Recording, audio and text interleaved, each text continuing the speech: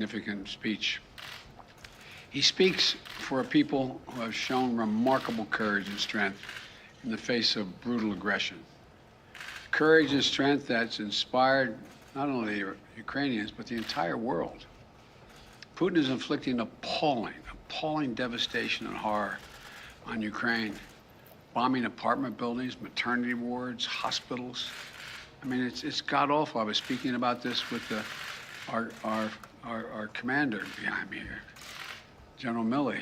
I mean, it just is amazing. Yesterday, we saw reports that Russian forces were holding hundreds of doctors and patients hostage in the largest hospital in Mariupol. These are atrocities.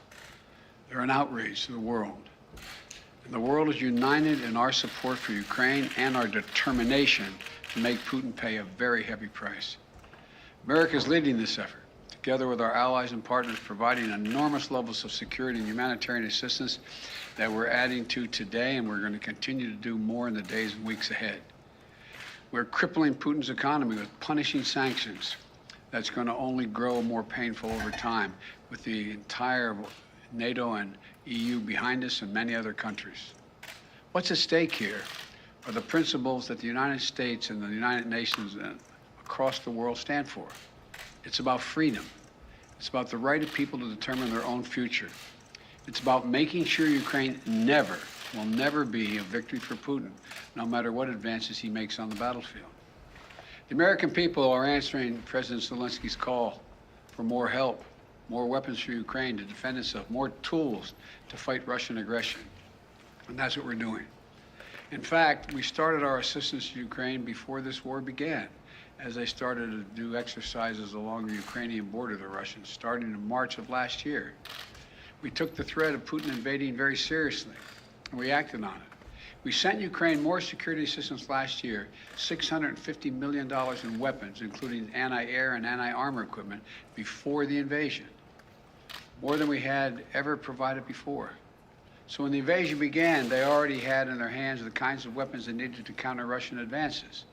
And once the war started, we immediately rushed $350 million in additional aid to further address their needs. Hundreds of anti-air systems, thousands of anti-tank weapons, transport helicopters, armed patrol boats, and other high-mobility vehicles, radar systems that help track incoming artillery and unmanned drones, secure communications equipment and tactical gear, satellite imagery and analysis capacity. And it's clearly helped Ukraine inflict dramatic losses on Russian forces. On Saturday, my administration authorized another $200 million to keep a steady flow of weapons and ammunition moving to Ukraine. Now I'm once again using my presidential authority to activate an additional security assistance to continue to help Ukraine fend off Russia's assault, an additional $800 million in assistance. That brings the total of new U.S. security assistance to Ukraine to $1 billion just this week. These are direct transfers of equipment from our Department of Defense to the Ukrainian military to help them as they fight against this invasion. And I thank the Congress for appropriating these funds. This new package on its own is going to provide unprecedented assistance to Ukraine. It includes 800 anti-aircraft systems to make sure the Ukrainian military can continue to stop the planes and helicopters that have been attacking their people and to defend their Ukrainian airspace. And at the request of President Zelensky, we have identified and are helping Ukraine acquire additional longer-range anti-aircraft systems and the munitions for those systems. Our new assistance package also includes 9,000 anti-armor systems. These are portable, high accuracy shoulder-mounted missiles that the Ukrainian forces have been using with great effect to destroy invading tanks and armored vehicles. It'll include 7,000 small arms, machine guns, shotguns, grenade launchers to equip the Ukrainians, including the brave women and men who are defending their cities as civilians, and they're on the countryside as well. And as well as the ammunition, artillery, and mortar rounds to go with small arms, 20 million rounds in total, 20 million rounds. This will include drones, which demonstrates our commitment to sending our most cutting-edge systems to Ukraine for its defense. And we're not doing this alone.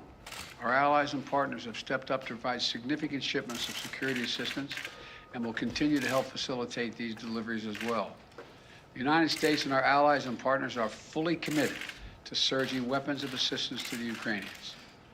And more will be coming as we source additional stocks of equipment that we're ready to transfer. Now I want to be honest with you.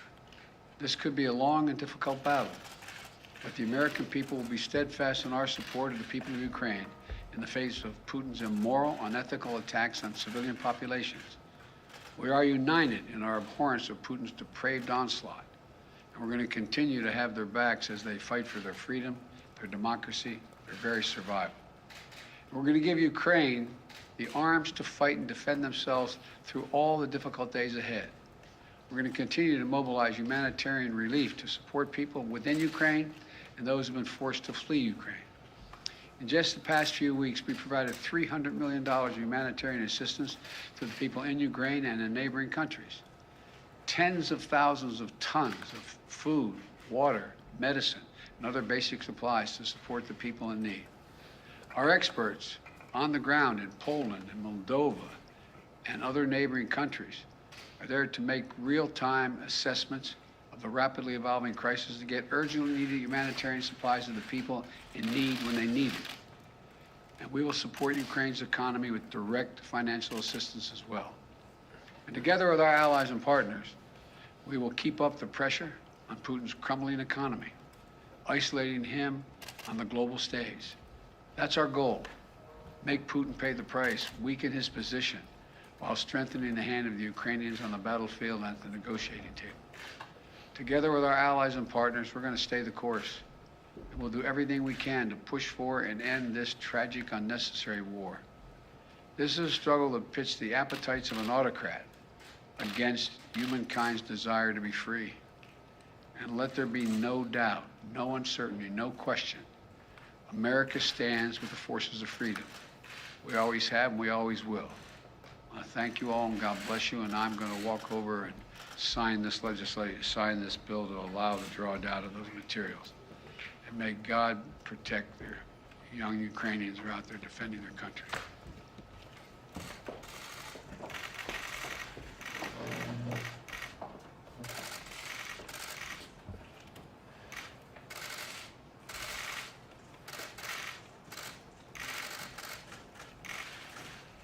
What I'm signing here is delegation authority under Section 506A1 of the Foreign Assistance Act of 1961, translated into plain English, a total of $800 million in defense art.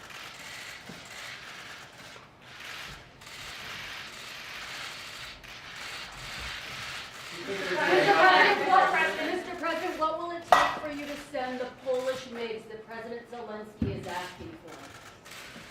I'm not going to comment on that right now. I'm not going to comment anything other than what I told you to say. Thank you. Mr. President, quickly, you did just say that Putin is going after maternity wards, hospitals. Are you ready to call him a war criminal? Okay, folks that need to preset, we need to take you now. Let's go, guys. We have to move quickly for the next event.